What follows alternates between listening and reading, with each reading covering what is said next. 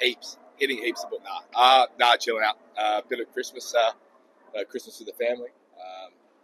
Close friend got married on Saturday as well, so and a test match luncheon on Friday with Buffer. So a couple of quiet days, as I would have done any other time. So looking forward to the next 3 or 4 days to prepare and get ready to go. How challenging is it to prepare for a boomerang? Like, he's just so unusual compared to anyone else. Is there anything, do you have to change in your prep, or do you just rely on regular prep and just look for the cues when you get out there?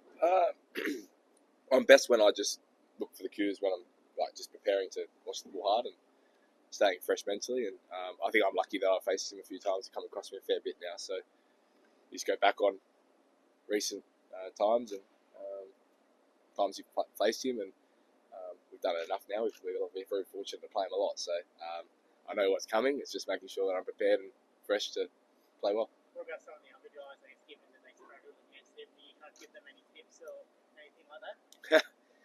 No, they're not coming to me for batting tips, that's for sure. Everyone goes about it different ways, so we're all supporting each other. So if that is the case, and we have chat over the next 3 or 4 days, but he is so unique, and that's with any of the bowlers really. Every guy picks up different cues and goes about it different ways. So again, then we've got the next 3 days to hone in on that and make sure we're ready to go.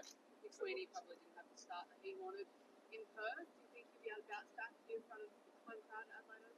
That's the plan. A few guys probably in that boat as well. I'd like to perform better in the first innings, so I think everyone's going to be pretty keen to go well.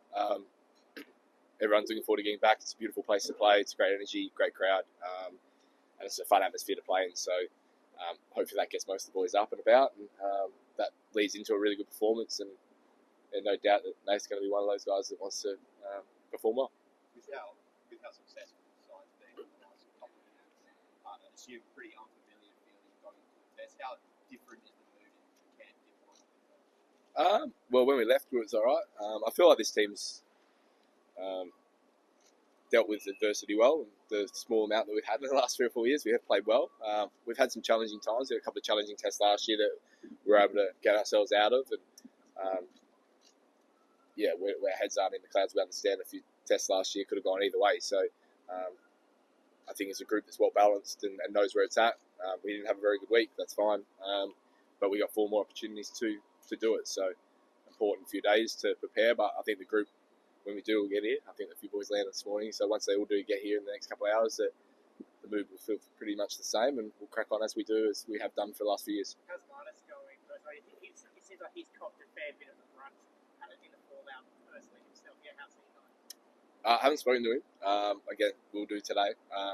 Knowing Marnus, he would have cracked down. He would have worked on a few things over the last few days. It would have been hard to probably keep him out of the nets, and no doubt over the next few days we'll see him working hard again. So he's a guy that's played well over a long period of time. He'd like some more runs. So would everyone. And he's got an opportunity over the next few days to continue to do what he does to prepare and then go in the game. I just hope he goes in and fresh and eager to play well. Is there a chance we will see changes to the order at back? Have to ask Pat. I've been chilling the last few days, so see how Pat thinks in a couple of days' time. Any concern around Mitch in terms of soreness after that first test? Did you have a chance to have a chat with him about those guys? No, not with Mitch. Again, it's going to be a big day today. Obviously, everyone's coming in. Obviously, the next few days are going to be big. You guys will be around enough over the next 3 days to watch us train and go about things, but we'll learn that over the next few days. It's hugely important to the team. I think both all-rounders have been with Greenie as well, so that's been a huge miss. And lots going to, I guess, come upon Mitch, and that did last week, and he'll work through those things. There's a lot of blokes that would be sore. I didn't even know about Hoff until I read the paper, so wrong person to ask to see how blokes are going. So I didn't know about that. Blokes will be sore. Same as their dressing room. I'm sure they got a couple of blokes that will be feeling the pinch of a week, and that's going to be the case over the 5 test matches. So whether Mitch is sore or not, he won't be the first person to be sore during the series and work through some things. So we'll do that and we'll crack on. And but he's a hugely important role for the team. Now that's written about the first test outside of Canada. Can you just give us some insight about how you guys review that performance and how quickly you move on? You mentioned that you've batted the ball, come out the other side of the pass, but just some insight into how you actually review it. I think different for different guys. The writing was on the wall pretty quickly in that test match that we were pushing it uphill.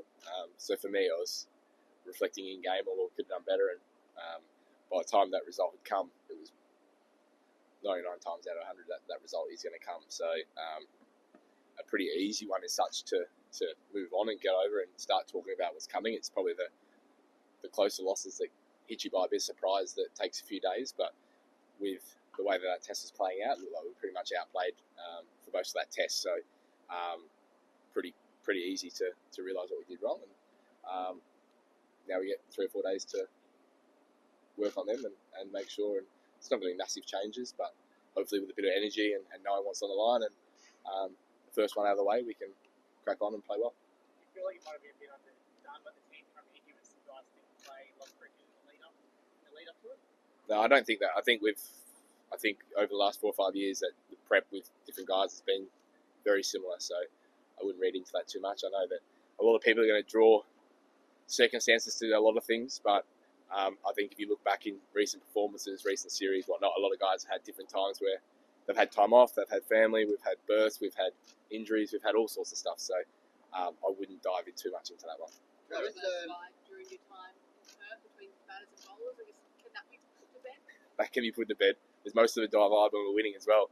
I think that's the one thing with body language and divides and all the stuff that comes out when you do a loss, that this team's been together 3 or 4 years, and when we're winning, I think it's not much too dissimilar. So, the guys get along really well. We hold high expectations for both sides, and it's a very individualised sport. So, batters want to hold our own. We know we know how good our bowlers have been for us in the past, and they've got us out of trouble a lot. So, as a batting group, we know that if we can get enough runs on the ball, we put ourselves in a great position. So, as a batter myself, I try and hold a lot of pride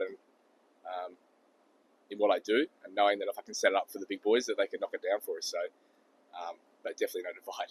Alex, the last time India and Australia played is 36 all out. Do you feel right now revisiting that match as a unit would lift up that confidence level within the group? And do you have any plans to revisit that match? 26, mate? Nah, I'm joking. It'd be nice. I remember that it was a quick test, so that was good. We got to enjoy all the bits of Adelaide after that test match and go to Penfolds, and it was a lovely week. So it'd be nice to do that again. I don't know if we can revisit it. Wouldn't take very long to watch it, but look, it is what it is. So I don't think that will happen this week. Travis, you have always been ahead of the bowlers, and whether it's WBC or what the final, even in the first test match when your batters were struggling, you made 89 and 11 also. What's your equation with the and how different is the big ball test match from the regular test match? Like I said, we play India enough that I'm going to have opportunities to score runs. So when we play the amount that we do, there's going to be some days that I play well and there'll be days that I don't. So again, I wouldn't look too much into that one. Perth pink ball test can be challenging at certain times with how people perceive it. I think it's still a game of cricket. You still got to play it in the right way. You still got to take it for what it is and not try and get too far ahead of yourself. But there can be some tricky situations and some tricky moments in the game, depending on when you may bat. But then again, it doesn't change too much. It's just now a pink ball coming down. We've got to face it the same way. You've got to react to it the same way and play the game how it comes out. Just on playing in Adelaide, Trav, obviously it's home for you. What does it mean to be here at the Adelaide Oval? Yeah, it's a good week. It's a fun week. Look, I'm not going to lie. I'm looking forward to the years when I finish and I go out the back. I haven't had many of those opportunities over the last few years, so by playing. But no, it's a good week. I've done well in the past few years. Hopefully, I can do the same again. But great fun. I'm looking forward to it. I've got a lot of friends and family that are coming that are going to have a very fun week. Just on that, talking about the past 2 tests you played here, what is it that suits your game better? So apart from the fact that you know it pretty well. Knowing it quite well, being fortunate to be put in a couple of really good positions to bat, where I've come in at some nice times. And then, just growing up, batting on this wicket, it can be challenging at times. It probably suits my game a lot more about being square of the wicket and the way that ball can react off the wicket. So, it's just another week going prepared, going fresh, and hopefully I can roll out the same sort of performances. It's going to be a challenge, but I feel like I'm moving well, and I feel like I'm in a good space to go out and try and execute that. Travis, given that India did not play the big ball test quite often last time they played was 2010. So in that way, Australia will have an edge having that experience of playing every big ball test. And do you reckon that Jasprit Bumrah is the most lethal bowler in current time? Yeah, it's been a long time since we played one though. It's been a year since we played a ping pong test, and India got another look at it last night. So everyone's well experienced enough, especially that team as well, that in your international level, I think you can get accustomed to things pretty quickly.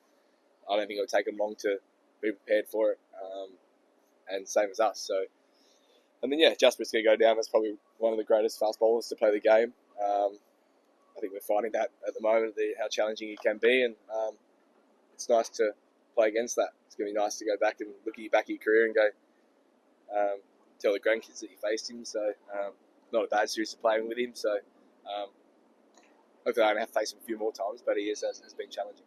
Obviously, every test match is motivating, but to bounce back, is there going to be a stealing result, you think, from the team for this matchup? Yeah, you'd hope so.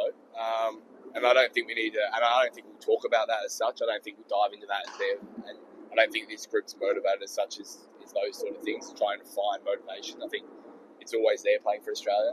We had it last week, we just weren't quite good enough.